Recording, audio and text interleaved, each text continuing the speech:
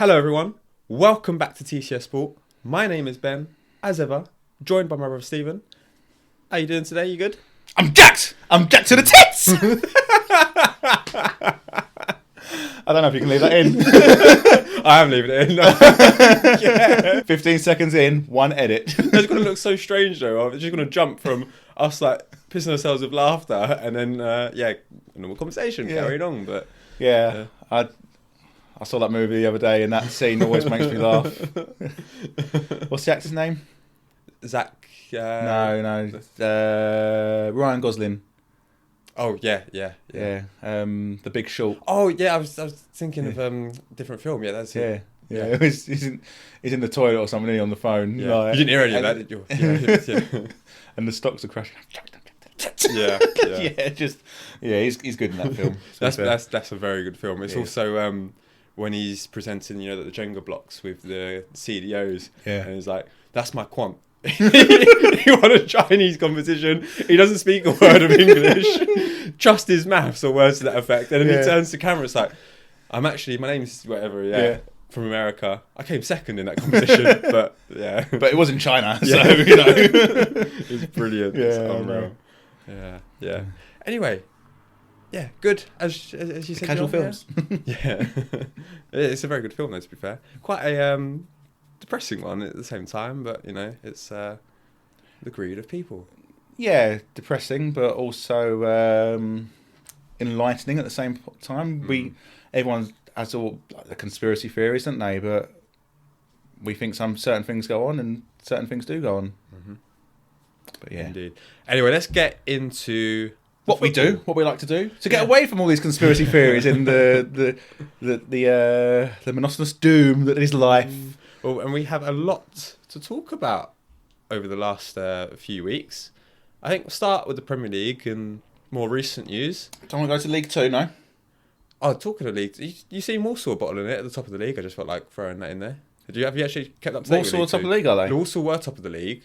They were 12 points clear in January, looking like they were coming up. They're now struggling to finish in the automatic places. Bradford have overtaken them at the top, and I can't remember the run recently, but they're really struggling. Anyway, we're not going to talk about League 2. AFC Wimbledon are in the playoff positions though. But yeah, did they win against? They won yesterday 1-0. I want to say. But in the games previously to that, they played Swindon. They were 1-0 up with 2-1-1, I think. No, they lost 2-1. Two penalties. 2-1. Or 2 goals after the 90th minute, or very late on. The game before that, they were 2-0 up against somebody and conceded 2 late goals again. All the teams at the top of that division keep dropping points, but it makes it very exciting and very close. Anyway, which is why it's better than the Premier League, Ben Knipe. More competitive. I saw your comments. I didn't really. Ben told me about them. That Ben.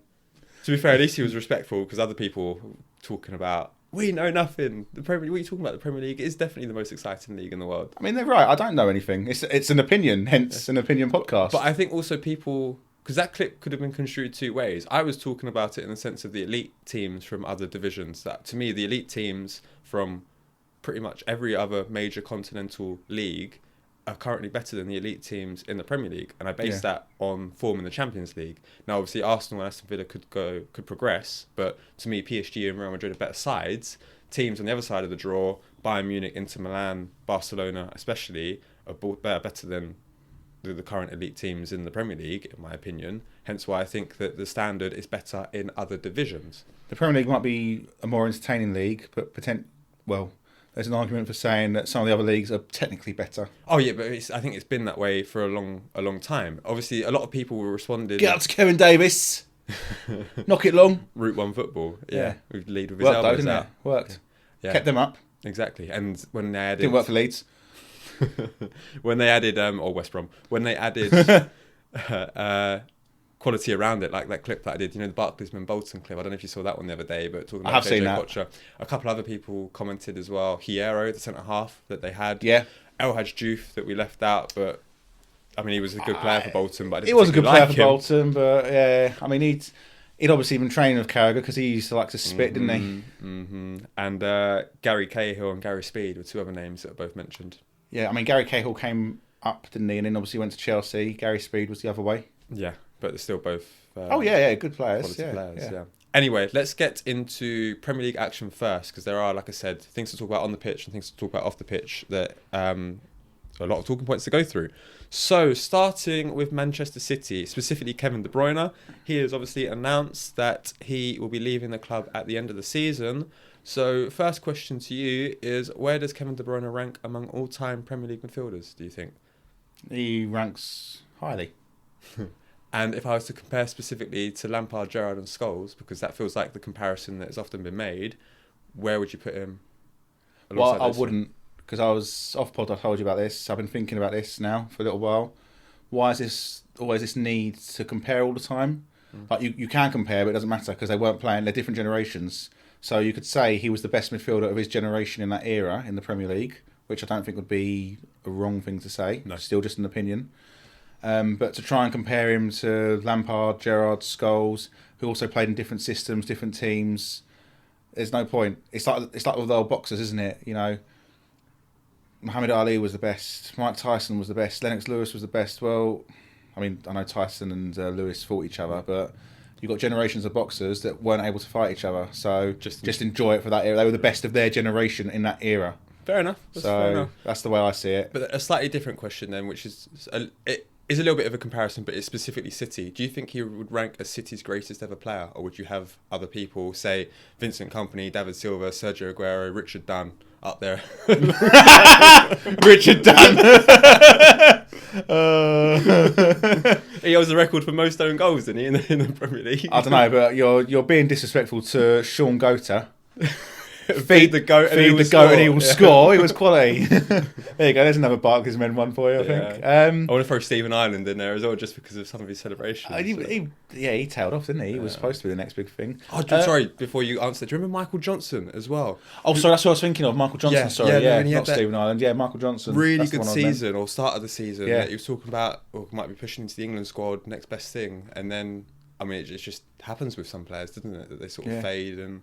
where he went to do different things because I think he fell out of love with the game. Yeah. Anyway, what were you going to say about De Bruyne? I'd probably say he is their best player. Yeah.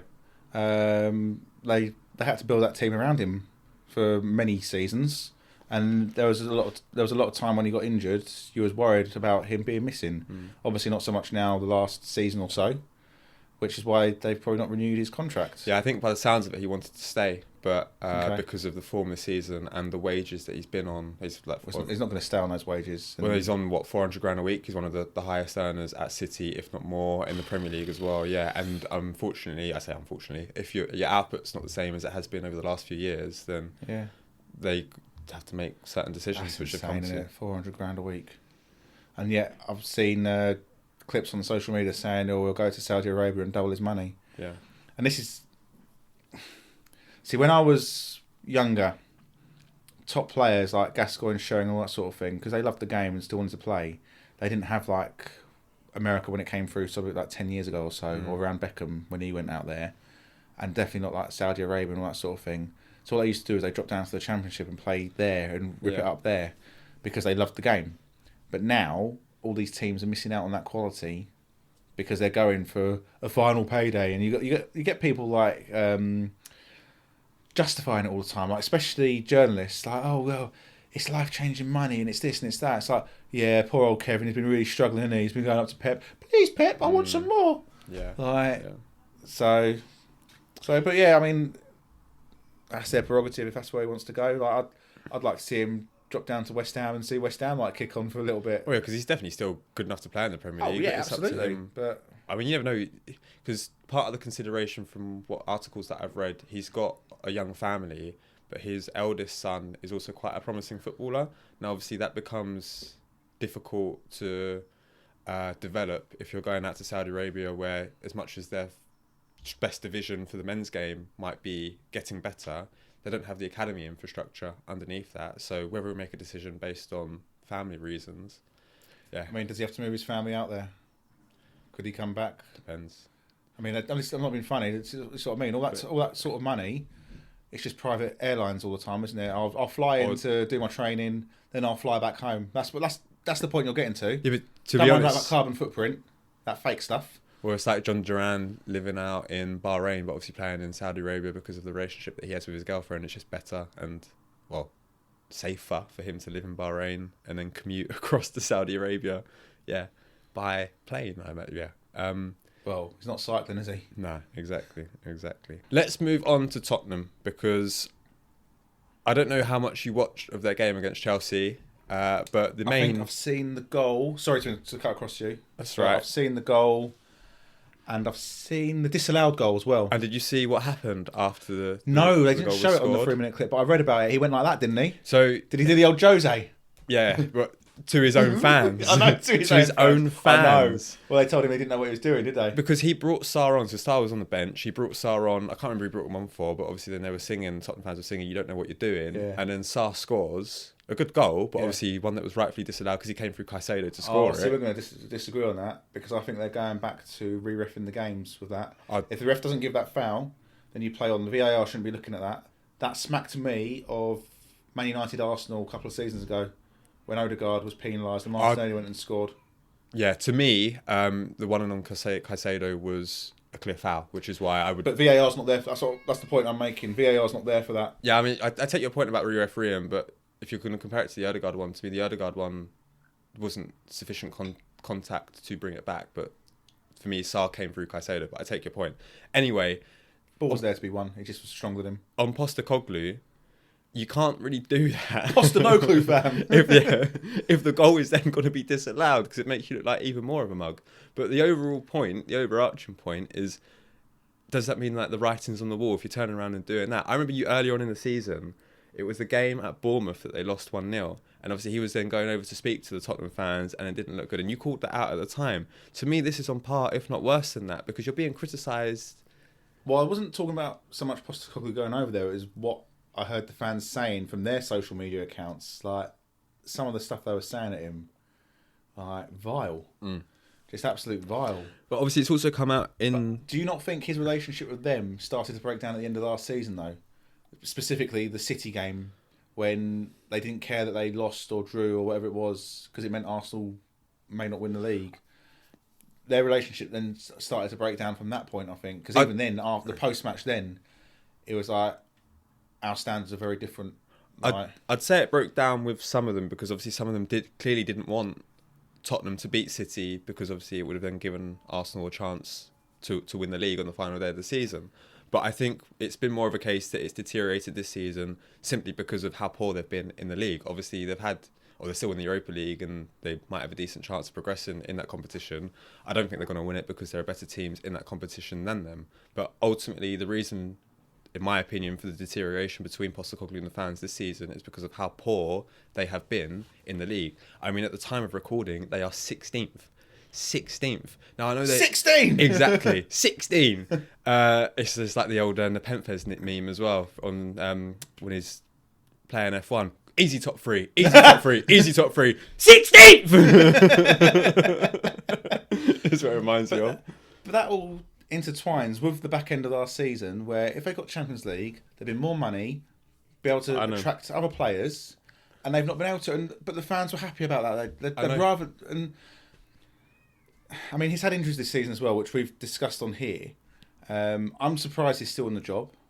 Which I think I've said on here, but again, I'm still not advocating sacking him or anything like that, because I don't agree with doing that with some managers. He's had injuries. I don't know if I've already said that. I might have just said that, repeating myself. But all depends what they do in the transfer window. But they're squad that, and we've said it here before. They think they're better than what they are. They've had a few seasons in Champions League football, so they think they're better than what they are, and they're not that team. It's like, I shouldn't keep taking it back to us. We've had a couple of seasons where we're almost challenging. We think we're better than what we are. We're not that team. I know. So, until you actually do it and prove it and get over the line. I know. Yeah. On the point about specifically transfer business though, and also the lack of Champions League football hurting them, Levy came out and said within the last week or two that Tottenham spending going forwards has to be smart and sustainable, which to me smacks of they're not going to be able to spend as significantly as they have in previous summers. And obviously those comments, I don't know the Tottenham fans' reactions to those comments, but because of the ticket prices that they pay and the money that club makes. Have I seen this before in North London? I know. It's the new stadium as well. And we said this a few seasons ago, didn't we? Like, we were lucky with Wenger that they kept getting Champions League football to pay off their debts or whatever it was. But they're going to have a few more seasons like this. I mean, they're just lucky that everything coming up is just rubbish. I mean, they're on 34 points, I think, at the moment. Yeah, because as much as we've said that they're 16th at the moment, which they are, they're obviously in no danger of going down because the gap between the Premier League and the Championship is getting as big as it is. They're 14 points clear, aren't they, I think? Ipswich are on 21. 21? Leicester on 17, Ipswich on 21, Tottenham on 34 at the time of recording. So 13 points clear. Because Wolves also beating Ipswich yesterday. They've won 2 on the spin now. Yeah. I think they're 12 points clear. Yeah, they are. Because obviously it would have been, 6-point difference. It could have been 6 points. Not that I think Ipswich would have overtaken Wolves anyway, even if Ipswich had won. I'm not being funny. You beat Bournemouth away, which is a great result. You've then got to back it up with a home win against Wolves, who are relegation rivals. Yeah, but as we said on the previous podcast, the game that did it for them was the home game against Southampton. You have to beat Southampton at home, especially at the time. Within the last couple of months, they'd beaten Chelsea at home. They'd got a decent point away against Fulham. They could have won that game as well. They were picking up the odd point here and there within touching distance of climbing out the bottom 3. That game did their legs in, as we said.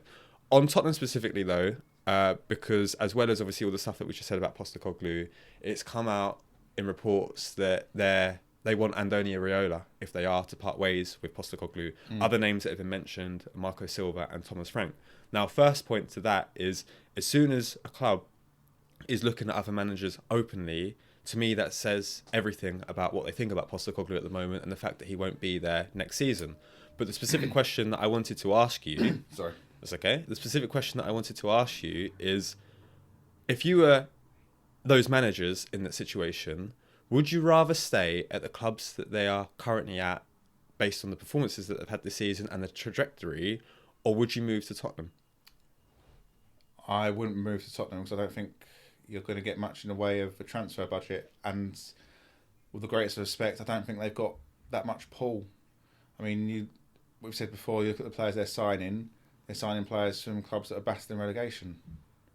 Yeah. You know, Maddison got relegated. Johnson almost got relegated. They're good players in those teams, but you're supposed to be signing players that kick you on, and there's not the squad there. So these players are being signed to be the main stars with no one pushing them on. So if I was those 3 managers, the one they'll get out of those 3 will be Marco Silva, because he doesn't have much loyalty to clubs historically. Look at Watford when he went to Everton. I think even when it was Hull for half a season, wasn't he? Yeah. Potentially talking to Watford towards the end of his time at Hull. But I also don't think that you're going to be given, the fan base will give you much time. I mean, Iraola, look at how much time he needed at Bournemouth to begin with. If he goes through the first 10 games like he did there, is he going to be given the time, or is he going to be chopped? No, I have a feeling based on the summer that Bournemouth will have, I just feel like their squad's going to be gutted, which means Iraola might also jump ship because of how well they've done. Why do you think their squad's going to be gutted? Because they've done so well? Well, Kirkes, by the looks of it, Liverpool want him. I say their squad's going to be gutted. The young centre-half, Huyson, however you pronounce his name. By the looks of it, Chelsea, Real Madrid, all in for him. So 2 of their best players this season could move on. When I say gutted probably too strong of a word, but they are going to lose some of their players. And whether Iraola then wants to move on as a result as well, we'll see. Maybe, but it'd be interesting to see their infrastructure, won't it? Because Brighton have lost players and have been really good at replacing them, so maybe they can do that. Yeah, and obviously, the signings that they've made, I can't remember when they signed Kirkes, but to bring him in is a good signing. He couldn't play against City. They started another young 19-year-old left back who they'd signed recently, and he did a good job. I know they lost the game, but he didn't look out of place. Your point about infrastructure as well, though, part of the reason why I think, it could go either way with Iraola. Bournemouth have just built this brand new expansive training ground, which looks really nice, and it's a sign that the club's on the up. But unfortunately, without also adding a stadium to that, just because of how small the ground that they're currently in is, he might think, to do bigger and better things, I might have to move on to a supposed bigger club. Now, that's all hypothetical, don't get me wrong. It would just be interesting to see what happens. The one thing, as I've already mentioned about Levy coming out and saying that the spending needs to be smart and sustainable, if I was a manager looking at that, I'd think, I'm not really going to be backed sufficiently, which would turn me off from the job. Well, any manager, I'd have it written in my contract. What is your transfer budget? This is what I want. A season, every season, minimum of this. Yeah. And then if I don't get that, over the course of, this is what I want in the summer window, this is what I want in the winter window. And if I don't spend it, it rolls over. And if they don't give me that, then I'm free to talk to other clubs. But it hasn't worked for so many different managers now at Tottenham. Well, because you know what the problem is. Yeah. I see all these other podcasts saying that they're the best run club because he's got to run like a business. And that's true, they are. But, you know... They're the best run club off the pitch. Yeah, but how long will that last for? I mean, fans will still go. We've had this conversation before, haven't we? They don't care if they've got 60,000 tourists in those seats because they can sell those tickets at even more money. Yeah. Football, especially Premier League football, is vastly becoming... It's not about the fans. We don't care. Well, hence why... And that's what fans need. No? That's what fans need to wake up to. Well, don't care. I think more and more fans are waking up to that because, well, you hit the nail on the head. We've discussed it previously, but a lot of Premier League clubs, especially the biggest Premier League clubs, they want to make... Yeah, and Tottenham, they want to make more and more money, and that's why season ticket policies are changing. It's notorious amongst all of the major Premier League clubs, potentially all Premier League clubs, that they see fans now as cash cows. It's as much money as you can possibly make, which I don't know if you've seen in the news as well. Todd Bowley's come under criticism for because he owns a ticketing website that sells tickets for Premier League games, including the club that he currently has a major stake in. Conflict of interest? For over the inflated price. So I think tickets for the Chelsea-Tottenham game the other day were going upwards for $4,000. Yeah. Who's paying $4,000 to see that rubbish? But that's millionaires. The demand. It says everything about the demand, isn't it? I know, but I keep saying this. I'll say this till the day I die. You vote with your feet. If you don't go...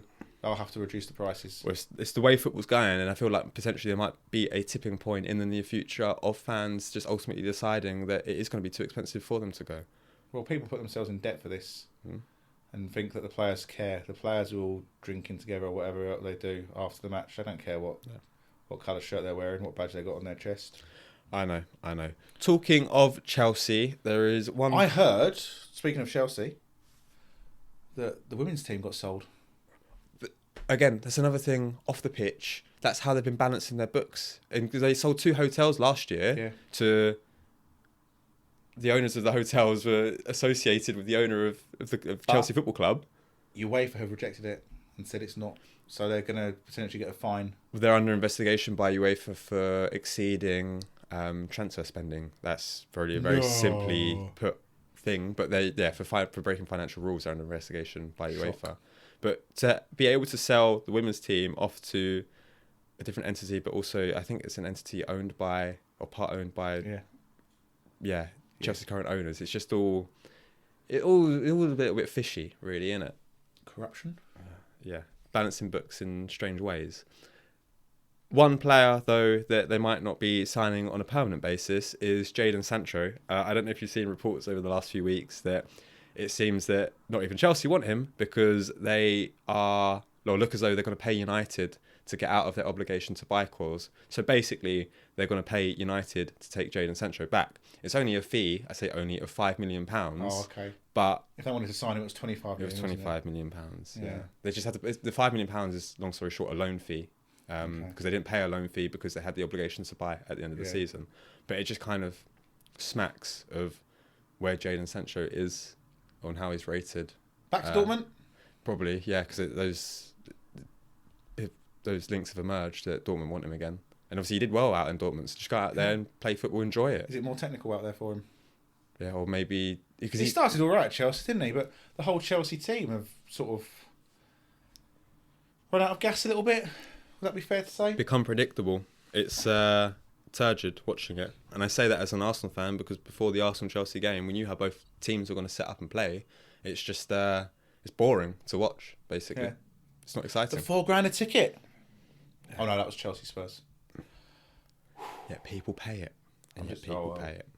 Moving on to another so-called top 6 side, even though they're not currently in the top 6, Manchester United. Now 15th! Yeah, they are as well. I took a stab in the dark. Or maybe it's 13th or 14th, again at the time of recording.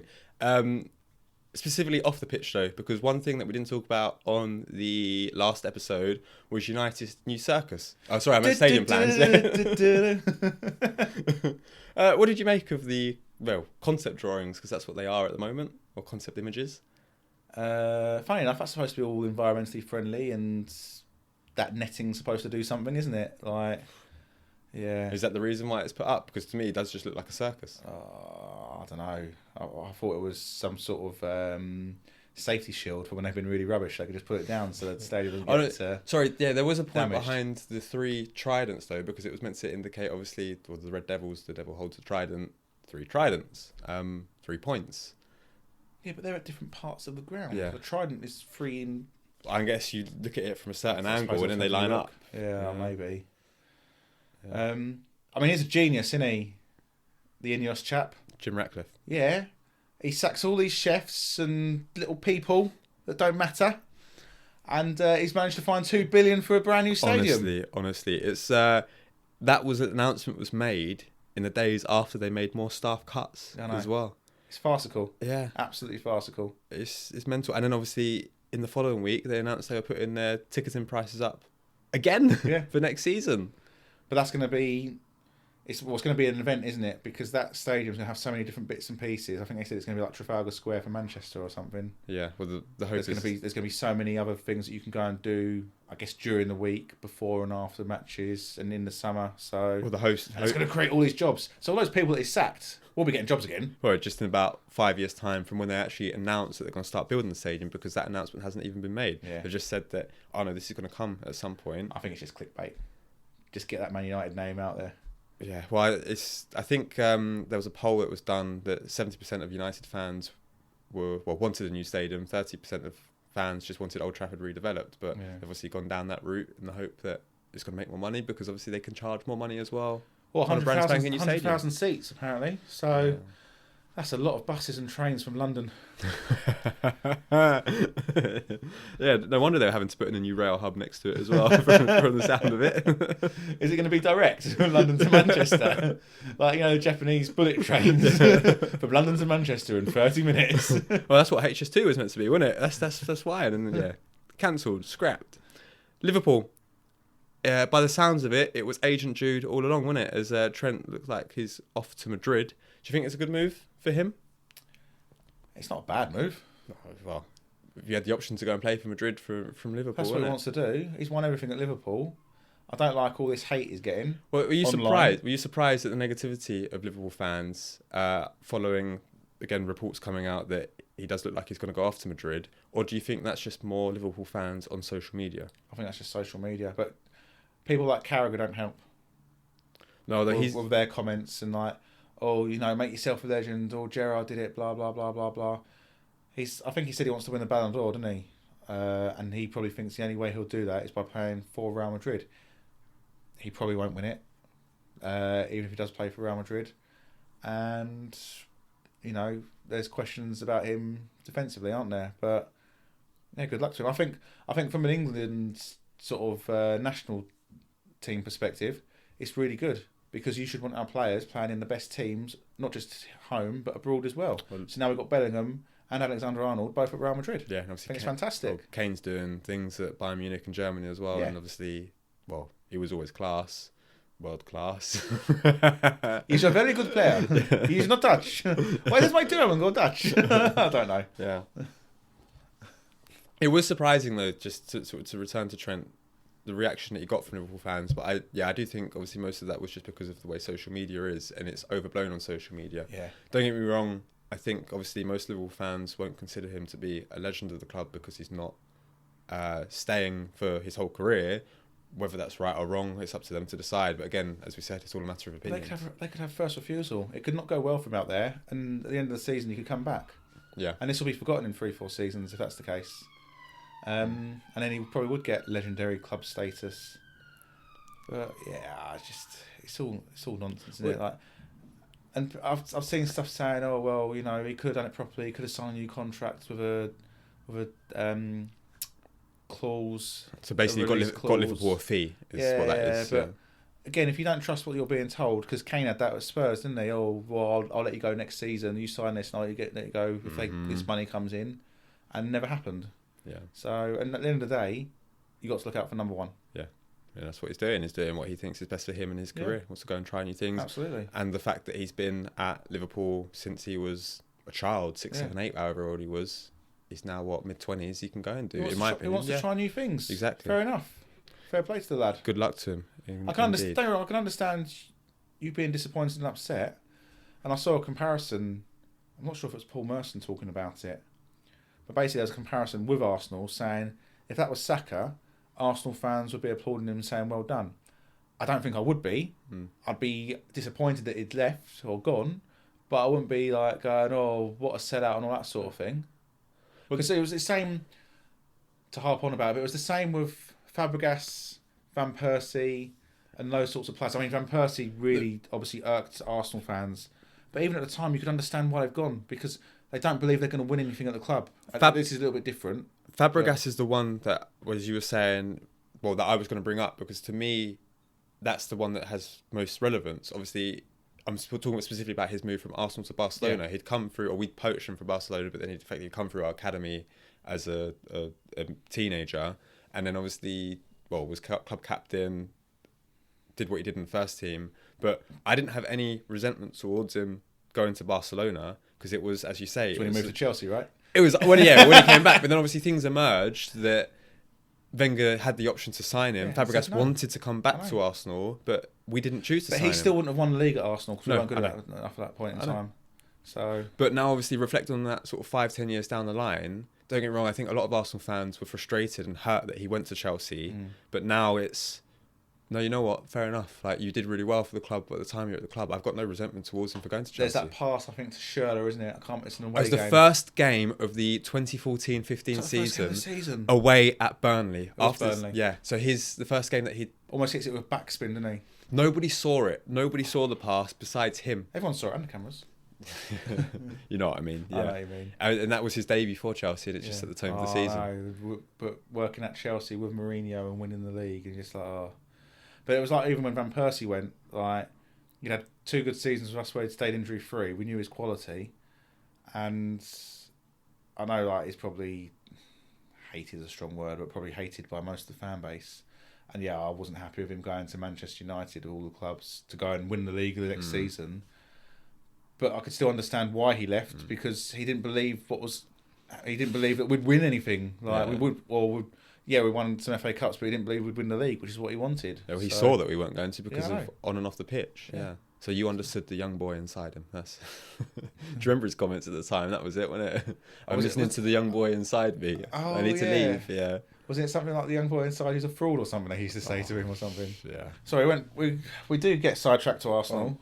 We'll come to Arsenal a little bit. The point, I tried to put them later on, although we have kind of got sidetracked. We always get sidetracked to Arsenal. It's funny because a supervisor came up to me this week and was like, "Oh, are you on a podcast?" And I was like, "Well, it's not my podcast. It's my brother Ben. He's the brains behind it. I'm just the unpaid talent." I thought I might get a smirk out of you for that. I'm taking all the money myself. This is what I'm doing. He keeps showing up to my house in a Bentley, and I'm just like, "Where did you get this Bentley from, Ben?" He's like, "Oh, it's just a lease." So yeah, and that's something the supervisor said. He was like, "Oh, yeah, I'll watch bits of it. It's all right. Bit Arsenal heavy, but it's all right." He's a Portsmouth fan, so we're going to have to do a Barclays Men Portsmouth at some point.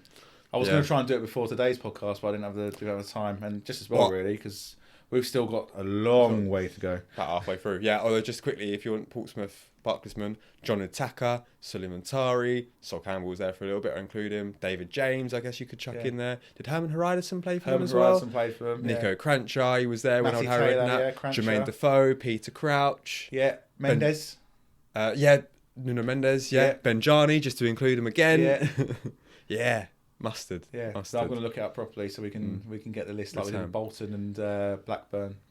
Yeah, it's funny because when you look down at the Championship, you look at all these clubs and you go Premier League, Premier League, Premier League, Premier League, Premier League. Even League One, there's quite a few now. Well, the clubs at the bottom of the Championship, ignoring Plymouth, Luton. I know it's last season, but Luton, Cardiff, Hull, Stoke. Yeah.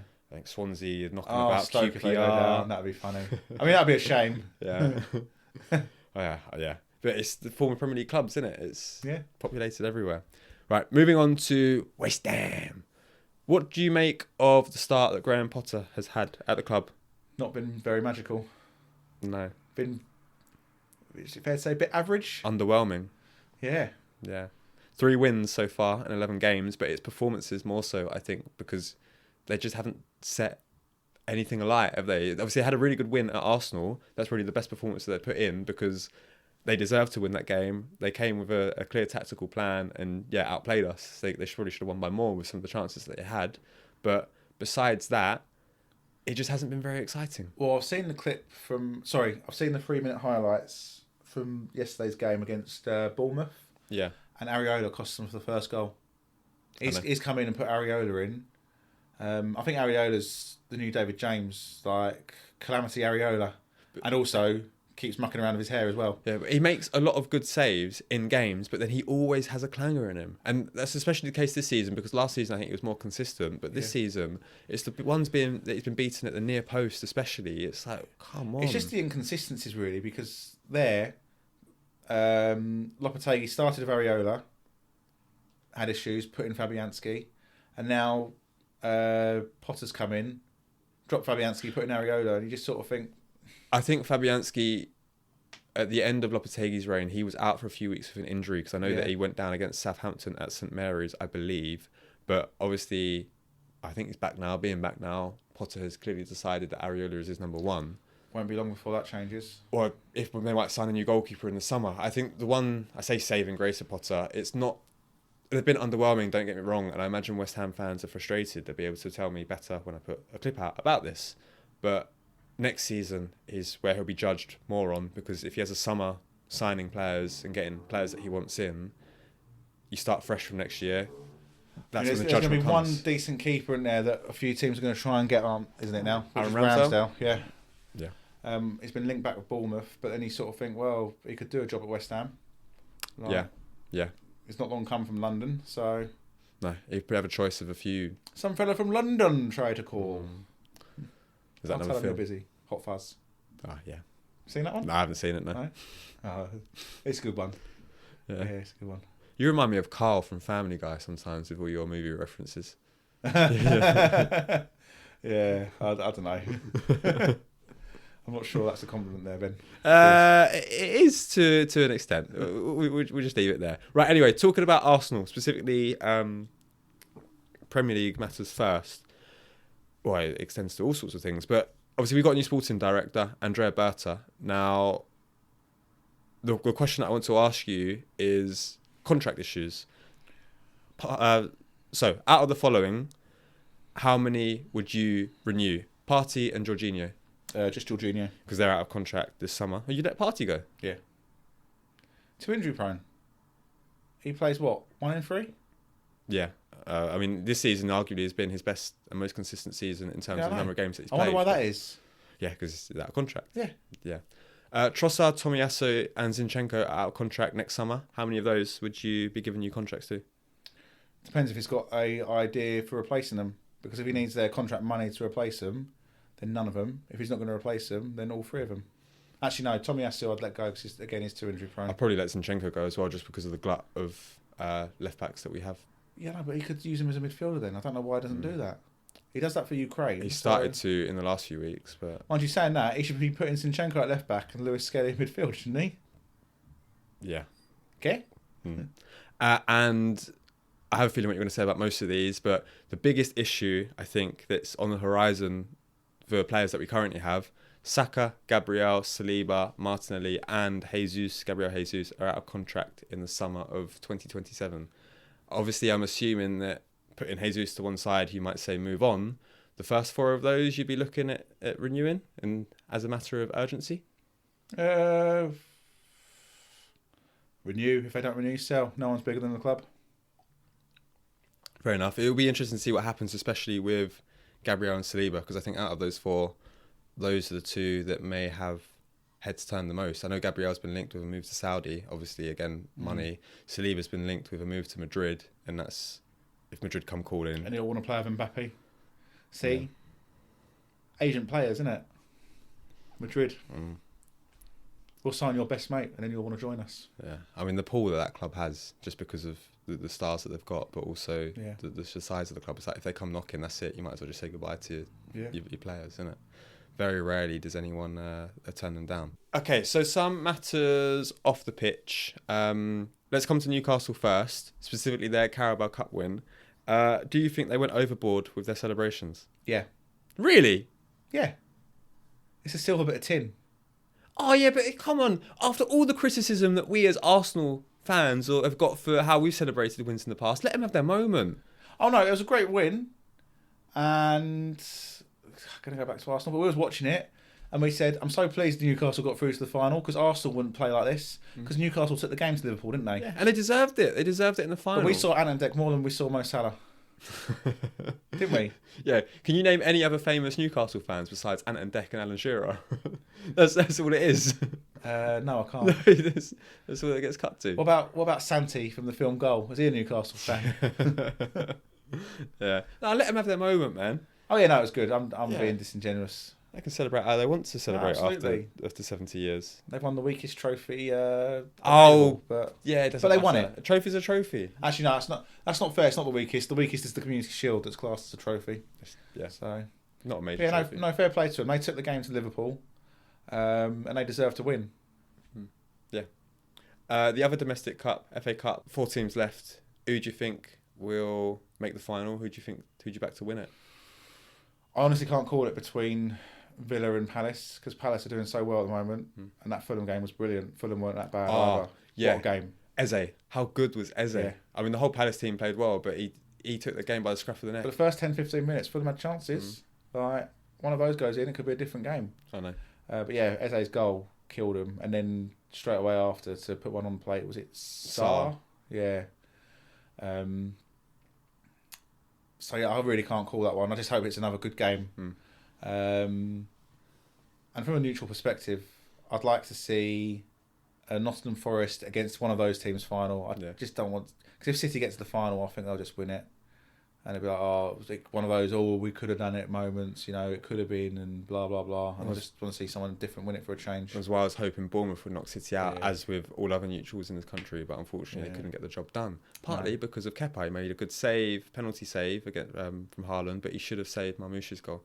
You cannot let that go underneath I haven't seen it. When I saw it was at 1-1, because I know Bournemouth went 1-0 up, and I saw City equal, I was like, oh no, they're going to win it from me. Whereas to credit Pep, to be fair, he brought on the young left back who played well against Plymouth in the previous round at half time, and he set both of City's goals up in the second half. He just changed the game. Fair enough. Yeah.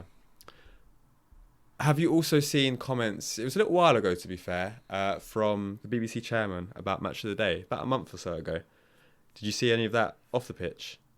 I've seen rumours that they want to go that way I think we discussed it on here, didn't we, about more analysis. Less highlights, more analysis. I think we might have discussed it when rumoured at the time. I don't remember specifically discussing about the BBC chairman. Didn't see it as the chairman saying this, but there was something on social media. I remember seeing it about how, and it all ties back into that clickbait stuff, that they want more analysis and more post-match talk and all that sort of stuff. Now, as you know, with me, when I do watch Match of the Day, I watch it on the iPlayer so I can skip through all that and just watch the football. Yeah, but it's like football in general. Even when, say, Sky have Super Sunday, I'd love to see stats behind how many people nowadays just tune in to watch the 90 minutes only, and how many people tune in to watch all of the punditry either side. But they almost talk for an hour before the game now, and it all depends how many games you got on. Like if you got 2, then it's a bit different, but then they're talking for almost 2 hours after. Yeah. Don't get me wrong, when a controversial decision has happened, it is interesting to see the opinions of people, just to understand what people are saying about it.